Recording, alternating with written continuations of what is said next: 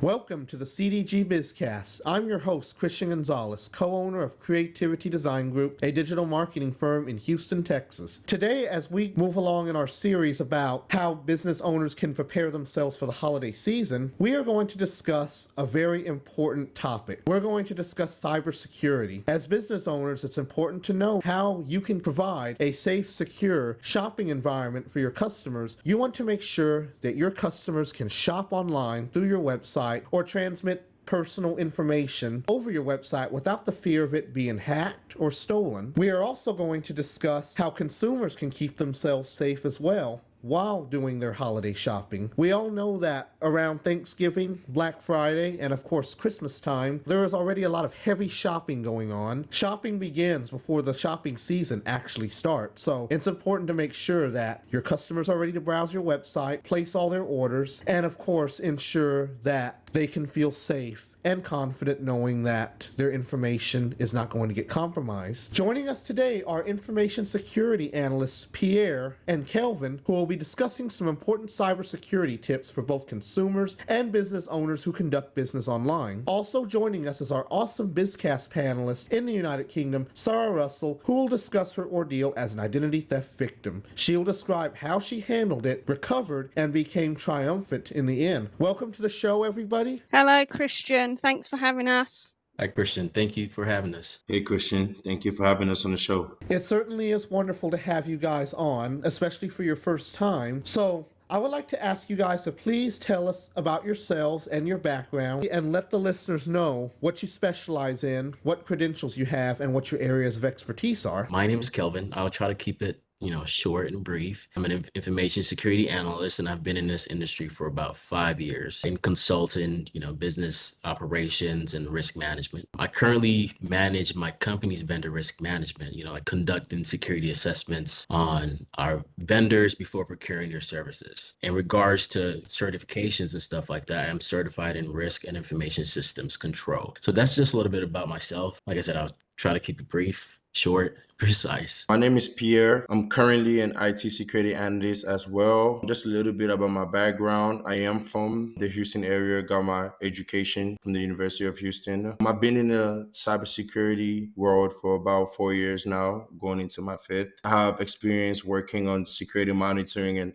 auditing, experience in performing risk analysis, continuous monitoring, POM tracking, and also, help write and develop policies and procedures. One of my main roles that I also do is security control analysis to help organizations go through their security controls and make sure that they are meeting the requirements of the controls. So that's also one of my fortes that I specialize on. So that's a little bit about myself and a little bit about my background. Thank you. Hi, I'm Sarah. I'm a victim of cybercrime. I'm here in the UK. I'm one of the usual panelists that's on Christian's show, and I shall be telling you more later about what happened and how it all ended. Once again, welcome to the CDG BizCast. We are going to be discussing some important tips and tricks that business owners and consumers alike can use to help themselves stay secure. First, we are going to go over some information that business owners can find helpful in ensuring that they are maintaining security standards to ensure that their customers are shopping on their website safely. I know that there's a lot that comes into play when it comes to ensuring that your website is secure. So my first question for you guys is, what should business owners be doing to actively ensure that their websites are secure, especially during peak periods like the holidays? Now, it's important to make sure that the websites are secure year-round. It's not just for the holidays, it's just that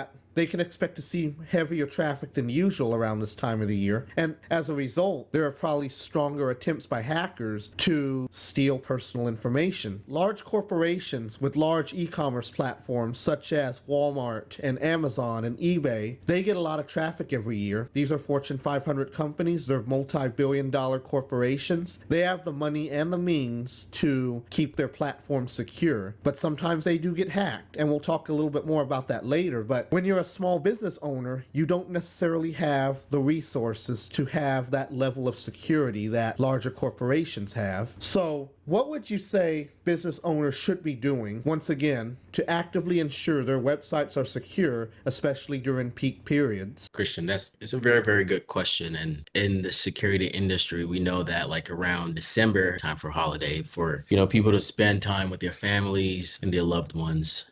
Typically, like there aren't a lot of security personnel like in the office or like working. So that period of time is very, very vulnerable, especially also people are purchasing so many things at the same time. So I think that there are a set of security best practices that business owners can take, especially the ones that don't have enough funds to operate. Pierre touched on this a little bit, like regular security audits, making sure that you conduct frequent security audits to identify vulnerabilities. Because if you don't know what's wrong, it's very, very hard to fix anything. So making sure that you perform regular security audits. Another thing that I believe even just regular consumers, we tend to not pay attention to is updating our softwares for our phones. Apple pushes security softwares, updates, and a lot of times, and I'm guilty of this as well, we don't update our softwares. So for business owners, making sure that you update your softwares, keep all website softwares,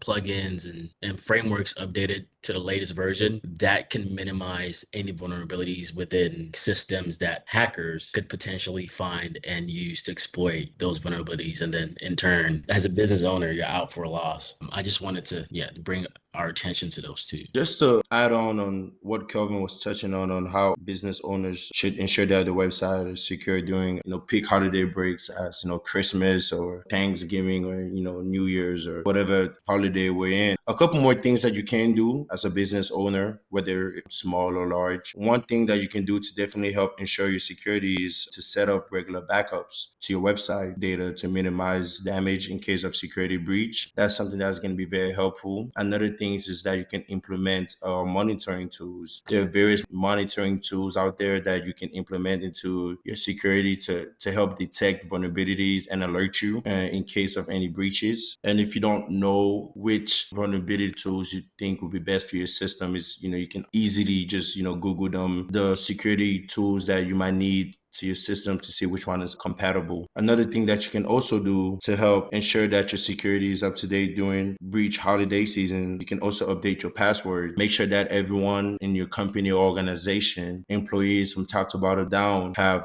constantly updating their passwords, changing it so that it can reduce the risk of having a breach or having any kind of vulnerabilities. Also, just implementing two-step authentication password, which would help with extra security when it comes to making sure that the right users are logging into your system, or you have the right privileged account that are logging into your software. So those are just a little bit more things that you can do as a business to help improve your security, especially in times of the holiday season when phishing attacks and world attacks and stuff like that are particularly at a high point. Yes, that's true. Threats do become more apparent as the peak seasons become upon us. And Sarah, I would like to ask you, as a consumer, what do you do to make sure that whatever website you're browsing is secure? What steps do you take to ensure that you are using a safe website? And what do you look for? If you see a red flag that makes you feel uncomfortable on that website, or you just don't want to browse it or send any information over it, what do you do? Well, Christian, what I do is if I'm searching online, the first thing I do is look at the top left-hand corner. If there's no padlock there at the corner, I know that's not a safe website to start with.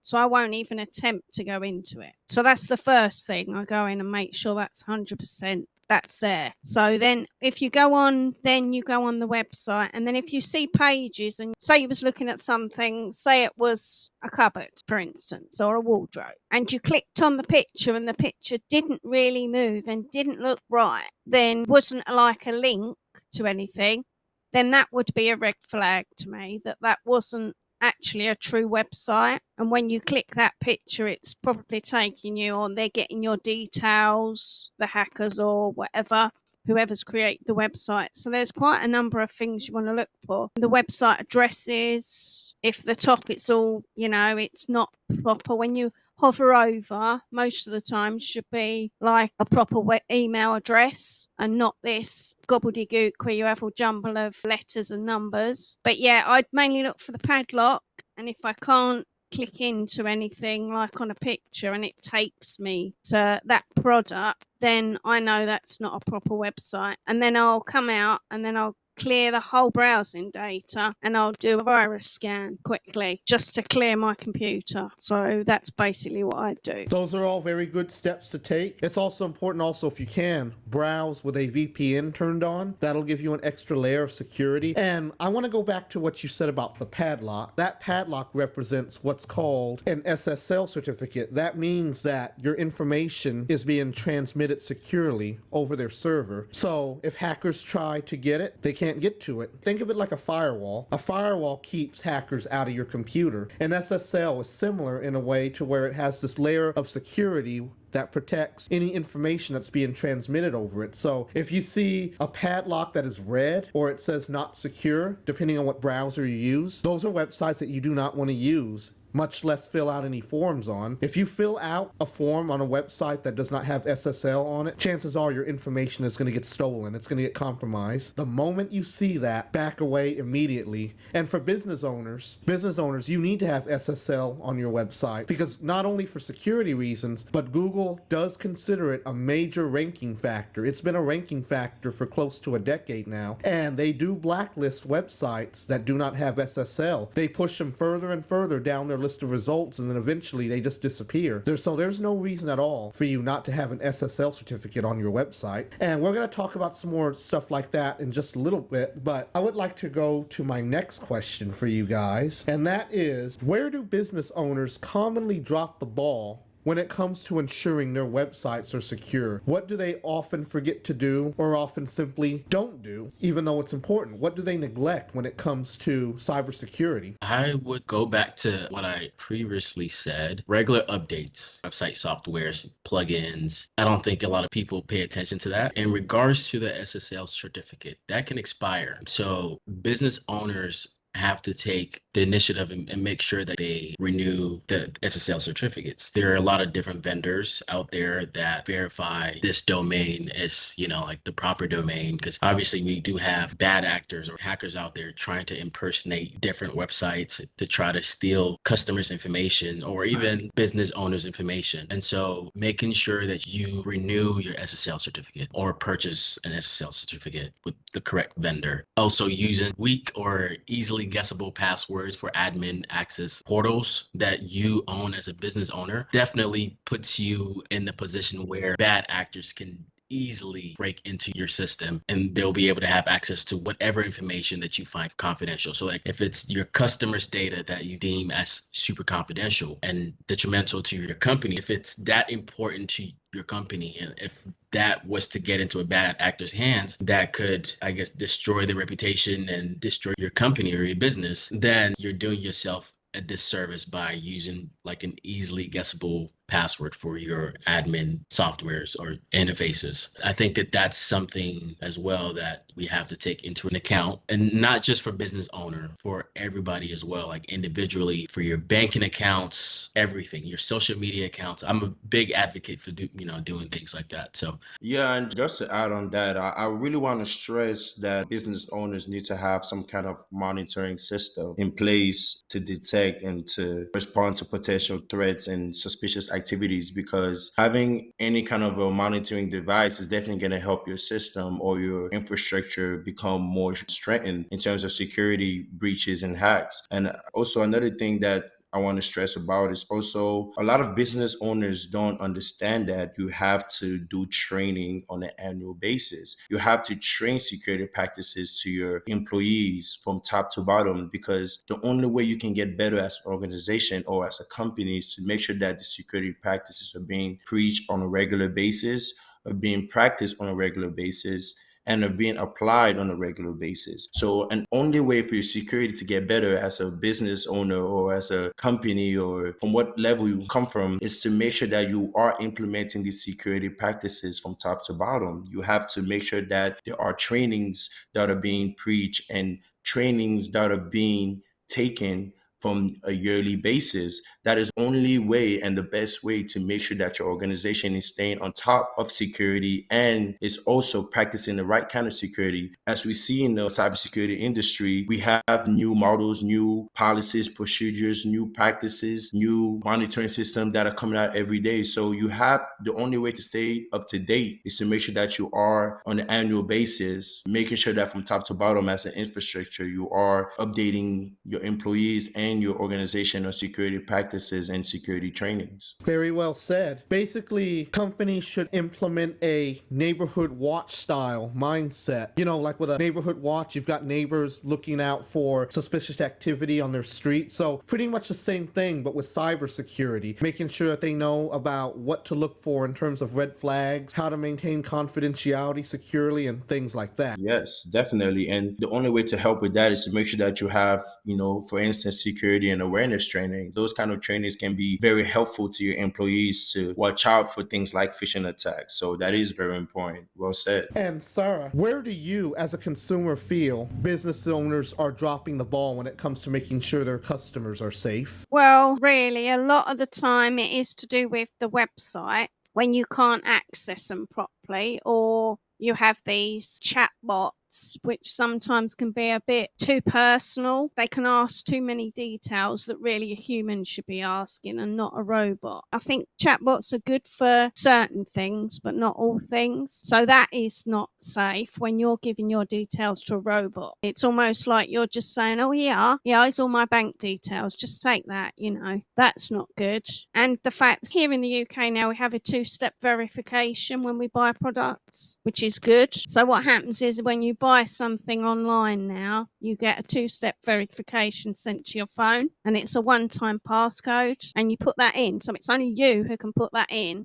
and process the order, and that's after it's a proper website. So you know that if you get a call saying give us a one-time passcode and you're not even on a website, you're not searching anything, you're at work or you're out and about and you think, hang on a minute, that's not right. Someone's hacking in your account. But other than that, for what I just use it for just buying anything I see if I can't get it in the shops. So that's really a great point, Sarah. And that was one of the things that I did talk about was the two-step authentication password is very helpful to help prevent security breaches, because, you do have to go through two-steps verifications to get into that specific account. Also, expanding your password. A lot of people don't know this, but if you just change your password from a 5 to 6 to a 14 to 15 characterization, that can make a big difference. Your password is longer, which makes it harder for people to guess. So something as that simple can be overlooked.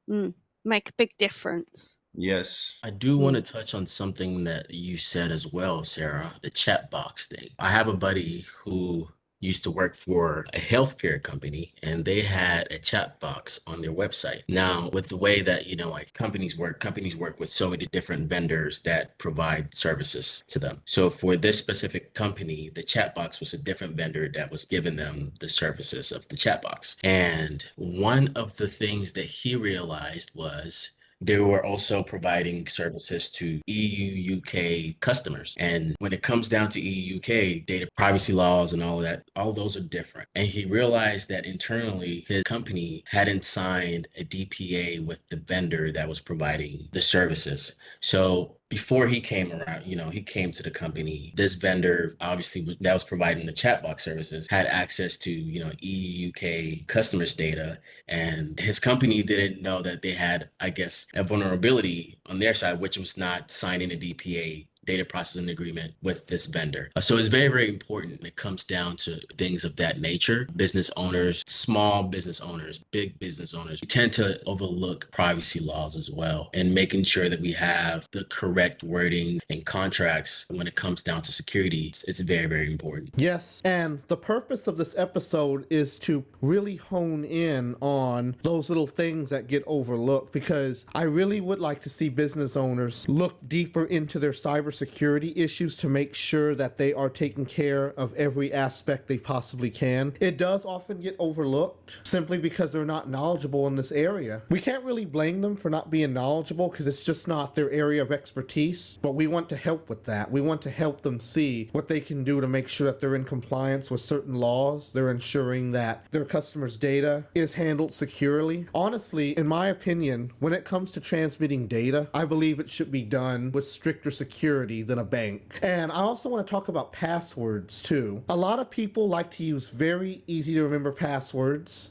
and that's a security risk. There are such things as password crackers, which are programs that can be written by hackers to obtain easy to remember or pronounce passwords, because the easier they are to remember, the easier it is for these programs to guess them. And if you use password managers like Dashlane, for example, when you fill out a form to create an account, it will recommend a password to you, and it's usually a really long 20 or more character password with a lot of symbols and numbers. There aren't any English words in it. It's just a random string of characters, symbols, and numbers. And those are the passwords that are impossible to crack due to how cryptic they are. Versus if you have a password with an English word, these programs can easily guess them. You are 100% right about that. A lot of people obviously want to use the same passwords, and my parents are obviously, like a bit older, so they tend to use or reuse the same passwords over and over on different sites. So I've seen them having the same exact passwords that they used to log into their banking information. The same password would be used on their social media, like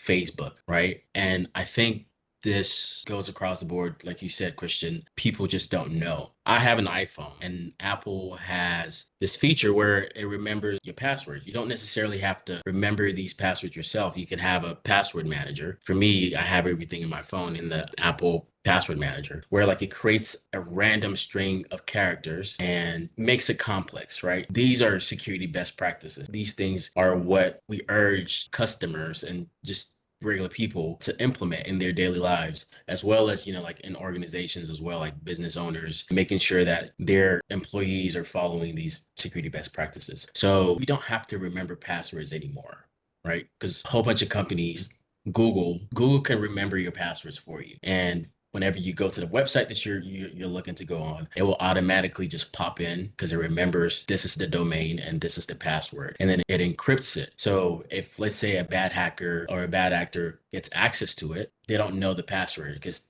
it's encrypted, it's hashed, and there's no way of reversing a hash function. Yeah, you're definitely correct, Christian. Yes, I can't stress the importance enough of having strong passwords. I get a lot of clients for website design all the time here at CDG. They always want to use their own password, even though the system, which is usually the hosting panel, the cPanel, often recommends a cryptic password. They always want to use their own simple password instead of the secure password recommended by cPanel. I always tell them to use the secure password because this will ensure that your website stays secure, and it's just one step closer closer to being secure from hacking attempts. Other ways I've noticed business owners are dropping the ball is that a lot of them, because they don't really understand computers too well, and this doesn't apply for everyone, but several of them, they often use outdated versions of Windows. I see people using Windows 7, Windows 8, and if you really want to push things back, even to this very day in 2023, I am still seeing people using Windows XP, and they're still using it to connect to the internet and conduct business and whatnot. Now, if that's not a security risk,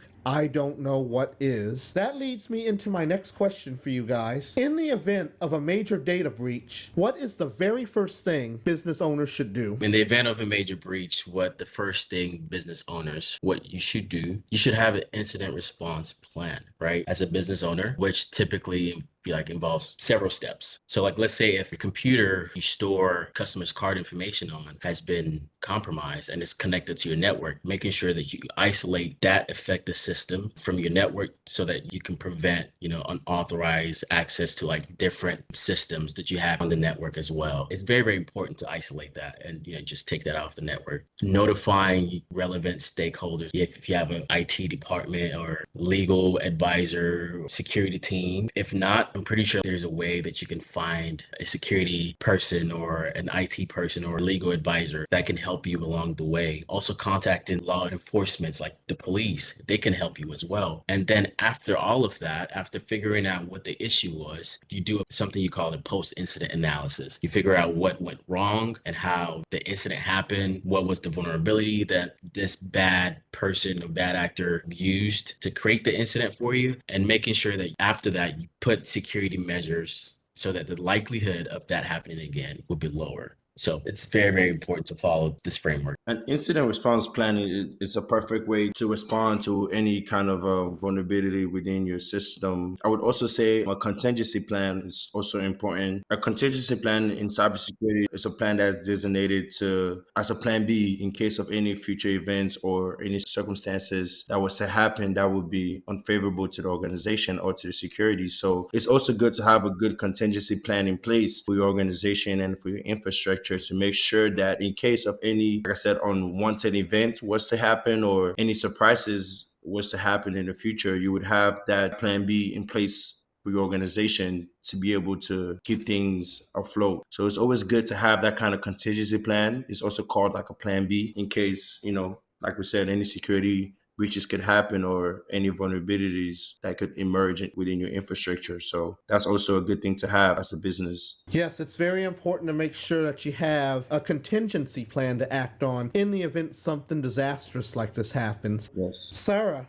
my question for you is, as a consumer, what would you do in the event of a major data breach? Let's say that your information was stolen via an unsecure website. What's the first thing you would do once you found out about this? First of all, I'd get on to my bank who own my card, cancel my card straight away. I would tell them that I've probably been hacked, my details have probably been stolen, and they're probably going to try and take money out of my account. So I'd say put everything on hold, don't do anything. I'd then phone the police, the cyber police, because we've got a cyber police department here, which is run by the Metropolitan Police. Crime Stoppers, they do have a cyber section, which you report any spam sites or any phishing or any dodgy scam emails or anything like that. You send them to them for them to investigate. So yeah, I'd probably get onto the police. I'd probably totally shut the computer down and then worry about taking all the details off at another time, because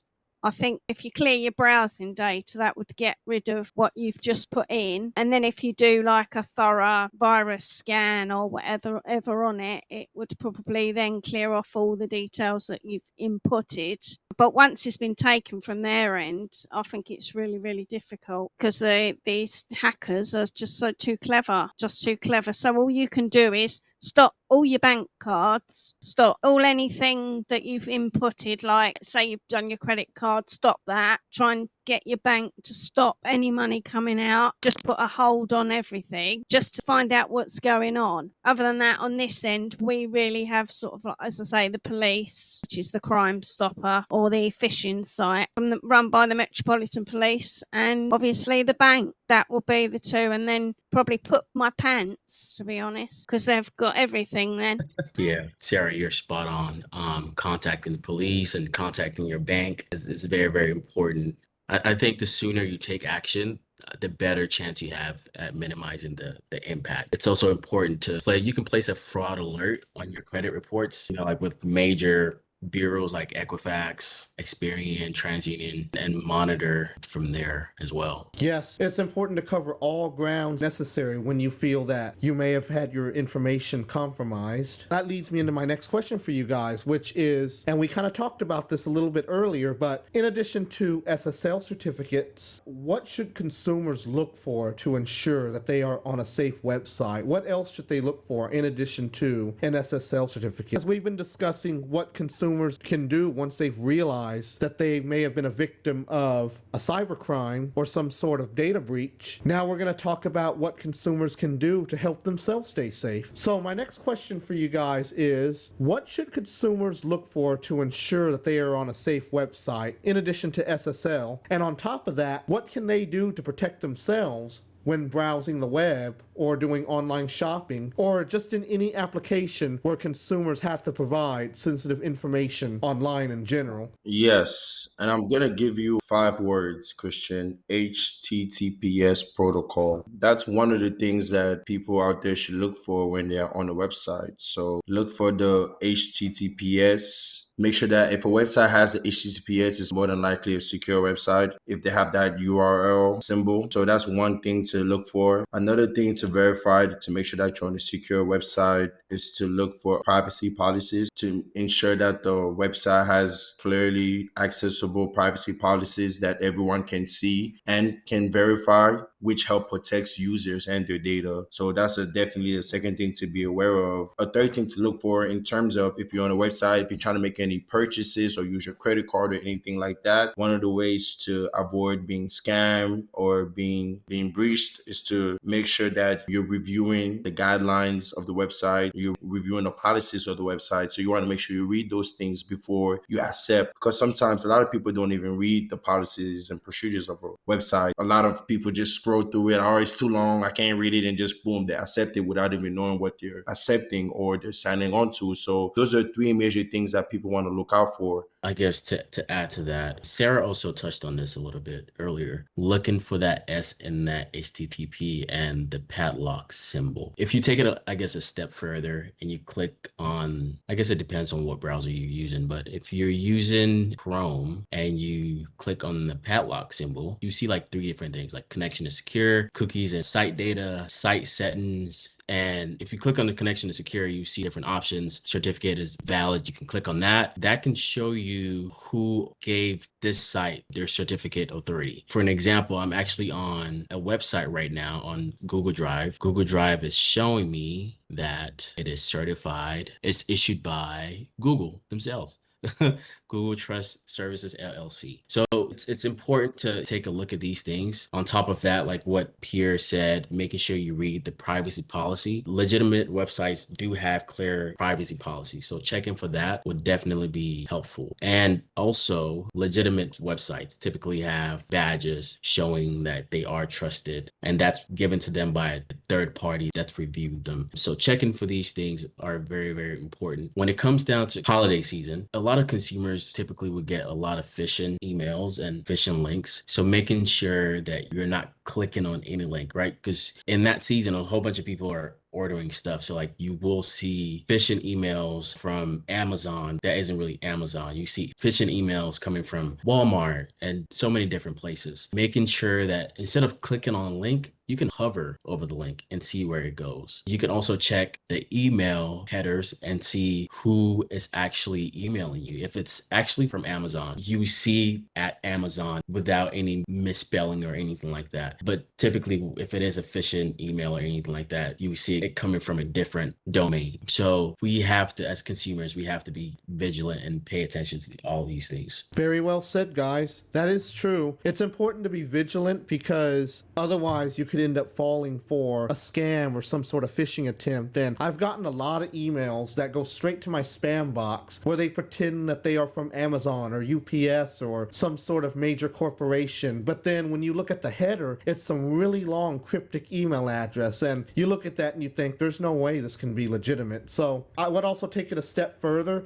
When you get these emails, contact the company that they claim that they're coming from to report them to their fraud department. Now, I have one final question for you guys. And this actually relates less to websites and more towards brick and mortar operations. We have heard about data breaches in the past where many consumers have had their credit card information stolen. The three most recent examples that come to mind are the Target data breach that happened back in 2014. And sometime after that, I also heard about this same data breach occurring at Cici's Pizza and Arby's. And it was all the same case. Their credit card information was stolen due to a data breach. So for businesses with brick and mortar operations, what can you guys recommend to help keep credit card transactions secure to prevent these data breaches from occurring? Just like I said earlier, making sure that, you update your software for these brick and mortar companies for the hardwares that they use as well. If you've been using it for way too long and, it's been deprecated, it's not being supported by the company that made it for, software updates or anything like that, change it. Just go ahead and purchase a new hardware and use that, because you have to look at the risk versus the rewards, right? The risk of using a deprecated hardware that isn't being supported anymore, or software that isn't being supported anymore, is you being vulnerable to these hackers. Ensure that, secure payment processing is being used, right? And also, like I said before, regularly auditing your things.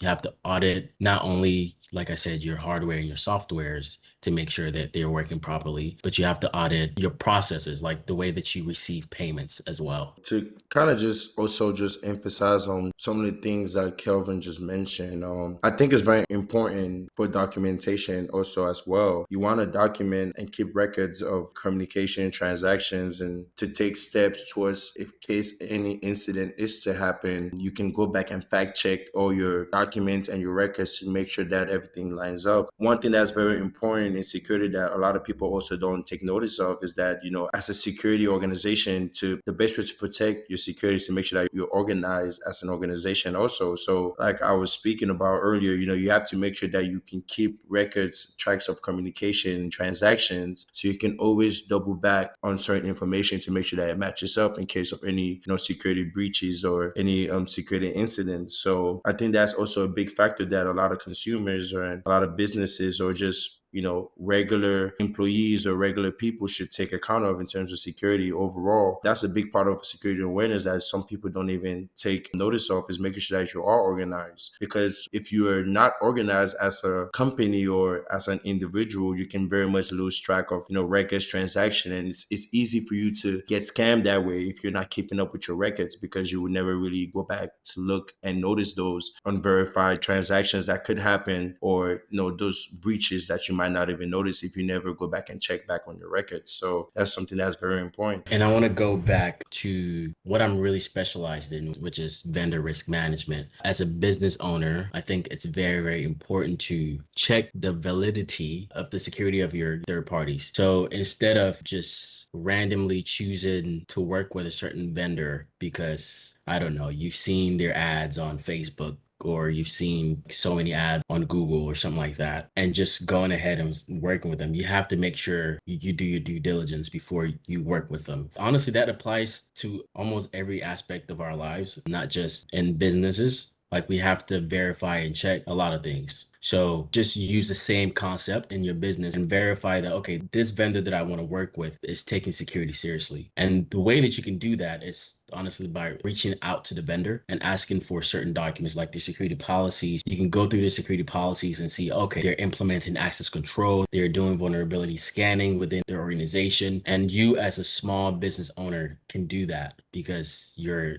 a customer and you want to make sure before working or using their services, you want to make sure that they're taking security seriously. So to sum up what you guys said, it's basically business owners should do a cybersecurity audit on all of their operations, look into their software and hardware, and if they do not know how to do so, they should hire a reputable cybersecurity firm. And when they're looking for a good cybersecurity firm to hire, they should do their due diligence and check to see which one is truly the best one to work with, not based on ads that they saw online, but based on customer experience and testimonials. That is correct. There's so many different websites where you can like hire security people to check something for you. I think we have Upwork as a platform you can do that. You have Fiverr, and I'm pretty sure there are other competitors out there that provide those services. So Google is your friend. You can like search and look for security personnel to help you out. As a business owner, you don't really know what you're doing when it comes down to security. I was just really going to add that there are things you can look for in an organization to make sure that there are trustworthy organization you want to go and hire in terms of third party. Depending on what you're looking for, there are, you can make sure that the third party organization that you're trying to hire, whether they're ISO certified or they know how to do SOC compliance or things like that. If you can see that on their company background, you can tell that this is a company I can work with, that I can trust, because they have the certification that lets you know where we are more than capable to handle the security for you. So things like that you can look for. If you see an organization that has some kind of certification in cybersecurity that proves that they're able to do an audit for you, then that's one way you can make sure that, that's a trustworthy organization, in case people don't know what to look for, in terms of how do I make sure I trust this third party? How do I make sure I trust what they're saying they're going to do is what they're going to do? So there's certain things you can look for, that helps strengthen that point of view. It's important for both the consumer and the business owner to both have a general understanding of what cybersecurity really is. So with that being said, I'm going to ask Sarah to share her story about what happened to her in terms of being a cybercrime victim. What I would like for you to do, Sarah, is please share your story, and I'm going to ask Kelvin and Pierre to give us their take on what happened. Please go ahead and tell us what happened that day when you realized that you had become a victim of a major cybercrime. Yeah, it was about 8 years ago, and I was at work, happily doing whatever I was doing. And it was only when I was called to the office, the manager's office, and they sat me down and they said, "We've got some people on the phone." So I said, "Right." They said, "Oh, they're from cybercrime unit in the UK." So I said, "Okay." So they said they want to speak to you in private. Anyway, so everyone cleared the room and I picked up the phone, and these people explained who they were. They were from the cybercrime unit in the UK, and there was a problem with my credit card. So I said, "Okay, so what's wrong with my credit card?"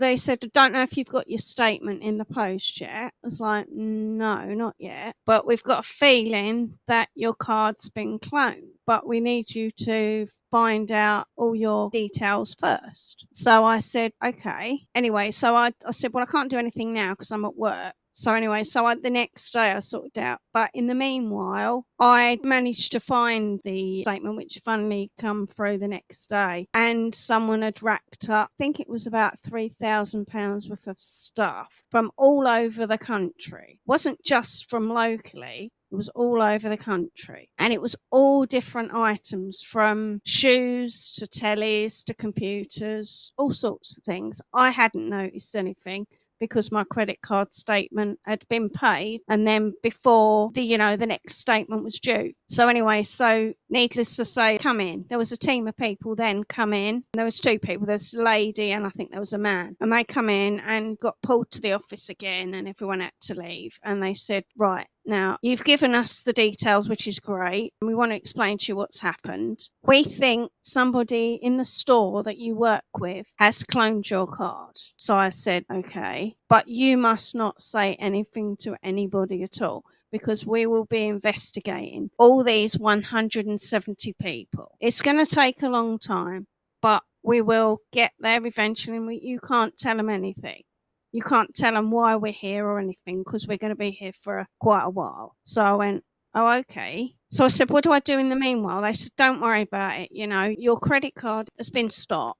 We don't think any of the things that are on there you've done, because they said we've got the records of when you was at work and when the money was taken out. They said, because you can't be in Scotland and be in Essex at the same time at work using a credit card. I said, no. So I said, I want to know how they've done it and where it's all come from. They said, well, this is what we're going to investigate. Anyway, so I went away and I carried on with my day, but I was just looking at everybody I worked with thinking, those people have cloned my card. They've stolen, you know, they want me to pay money on this credit card. Anyway, so what happened was they done all their investigation. It took a few months. It turned out that it wasn't anybody in the store at all. It was somebody who worked for MasterCard. They had infiltrated my card amongst two others in a transaction that was localized at the head office. They'd cloned the cards, these three cards, and mine happened to be one of them. And they was just spending not too much to make it look obvious, but just enough for it to be flagged up as being cybercrimes. But unfortunately, they said to me, I have to pay it and then they can then claim it back, which is what I had to do. So I had to pay, I think it was about 2,800 and something pound, whatever it was. And then I got that money back, thankfully. But I didn't trust anyone after that. And I am now, although I do online shopping, I am still wary about giving my card details, even if it's a proper website. So yeah, that's my story. That's interesting. It's funny that while you were speaking, I had a feeling that it wasn't anybody at where you work. My mind went straight to, oh, your card information was probably sold on the black market, since like it was being shown that it was being used within the country. Is that what you said, Sarah? In the same country, within the United Kingdom, yeah, but in Scotland, I live in Yeah. Essex. So you've Right. got Scotland, which is the top of the United Kingdom. You've got Right. Wales, which is sort of to the left of the United Kingdom. Then you've got Essex. There was nothing from around Essex, Hertfordshire, anywhere around me. It was all up north, Right. which I've not been up north, so Right. it's not me. And I Yeah. can't be in two places at once. I can't be using a credit card and be at work at the same time. Yeah. That's what they had to monitor. They had to monitor me as well. Right. So, Okay. yeah. It's very, very unfortunate. Scary. Yeah, Scary. these things happen so often. Bad people will try to steal, people information, and it happens way too often. And I think it is up to us as consumers to try and get as much information as possible and learn as much as possible. I'm not really familiar with the payment card industry or the banking industry in the EU, but I know like for here, I bank with Chase. And typically the way that they work, if there has been an incident like that, they will pay it themselves and then they will do the investigation. So for an example, in your case, like if that was to happen to me and I report that to Chase, Chase would pay that 300 pounds. So let's say if I had a balance of zero, now I have 300 pounds, and Chase would then pay the 300 pounds, balance would be zero, while they do their investigation and figure out what happened. You're not wrong for not wanting to use your card on websites. You're not wrong. I'm just wary. I do use it, Right. but I'm very wary. Very, I know I've got very more protection with a credit Correct. card than a debit card. Than with a debit card, correct. Yeah. But I believe, like with the information that we've learned here, like checking whether the website that you're on is encrypted. Everything was secure. Everything was fine. It was just when I'd purchased on an official site, Right. but when the card because obviously it gets authorized at MasterCard, which is the main person, because you can have Visa, MasterCard, Right. and all that. It was one of those people at head office who was processing those transactions, that's Right. cloning the card. Yeah. So let me ask you, do you know what happened to that person? That person got fired Got fired. and fined. Wow. Okay. Yeah, because they told me that person's got dismissed along Yeah. with two others Yep. who were the people who were helping buying stuff around the country with the other two cards. Mhm. So it was three of them that cloned the cards. Right. And then they gave you a different card number and all of that, correct? Yeah. Everything was changed. Yeah. Okay. I'm not sure like if you have a password protected like portal to check, like the balances and stuff like that. No, I don't have one on that one, no. But the PIN code, they said change the PIN number and Yeah, everything, all of so that. which I did. Pretty good. Yeah, so everything just got wiped and started again, if you know what I mean. So Yeah. they couldn't apologise enough, but it doesn't help, you're still a victim at the end of the day.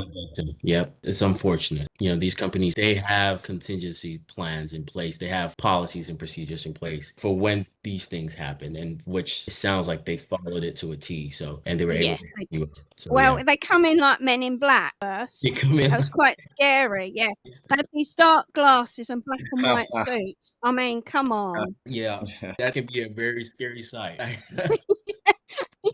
And then they're like, right, you got to come in here. And everyone's like, what's she doing going in there? What's she done? No, I haven't done anything. You have to explain yourself to everybody. I wasn't allowed to say anything. So I just said, oh, they just wanted me to ask me some questions. That was it. Which doesn't even make it better, because like Men in Black come and then they request to see you alone in the room and you come back out saying, most people. It's like your mind's been zapped. How you haven't done anything? Exactly. Yeah. Just to piggyback on your experience, Sarah, I mean, like you said before, when they hacked your account, they weren't taking a huge amount. They were only taking a little bit for you not to notice, but enough to get flagged, which is what happens a lot of the times, which is why it's important to go back and check back on your bank statements and to look at your deposits and look at all the transactions that's been going on, because that way you can catch on to some of these attacks sooner. If you're constantly reviewing and monitoring your account and checking your bank statements and checking your transactions, you'll be able to get hackers and attacks sooner. So just wanted to mention that. But they done that all in one day, though. They took out 2,800 and something pounds worth of stuff all in one day. That's why it flagged up. They'd done it in little bits, but over one whole day, because I think they knew they'd get found out if they left it over a few days. Yes. So they done it all in one day, and they done the same with the others. I think the others, I think they said they took about 1,000 or 2,000 pounds of the others, but mine was the one with the more on it. They had more expensive taste, apparently.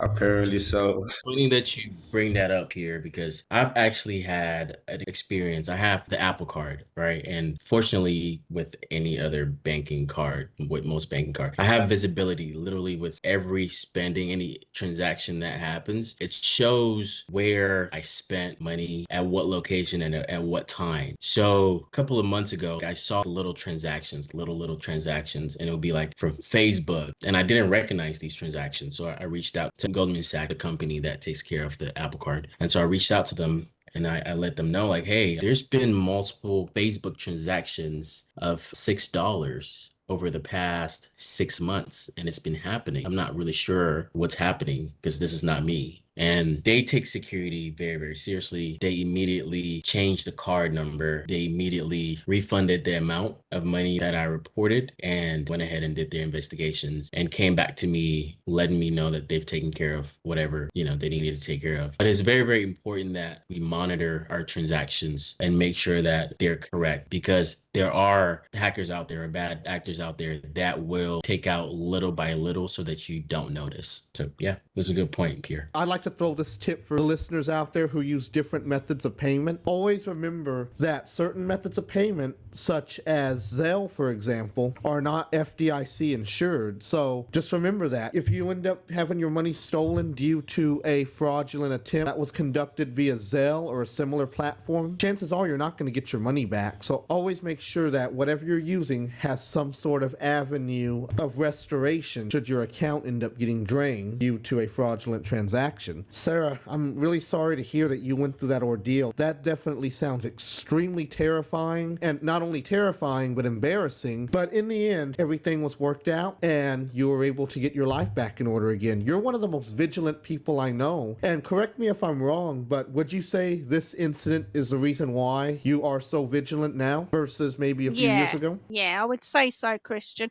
What with that and us watching Trilogy Media with scams and things, I hate those people. Scammers, hackers, they're all the same. Thank you for sharing your story with us, and thank you guys for sharing all of these wonderful tips. We hope that the audience finds them very useful. I hope that the small business community out there now has a better view on cybersecurity and are taking the proper steps now to make sure that their platforms are secure and that they're ready to handle an influx of customers. Sarah, thank you once again for sharing your input as a consumer and telling us what you look out for to make sure you stay safe. I really want to see other consumers who listen to this show follow your advice as well, because you shared a lot of great tips. Everybody here all shared some great tips for both the small business and the consumer world to follow. And if you follow this advice, you can expect to see your customers happy, confident, and feeling great knowing that their information was handled, and consumers feeling great knowing that they will not be shopping at any dangerous or dodgy websites. They'll be having a better eye for certain things to make sure that they truly are on a legitimate, secure website and that their information will not get hacked and stolen. Thank you guys for coming on the show. I hope you'll have a great day. Thanks, brother.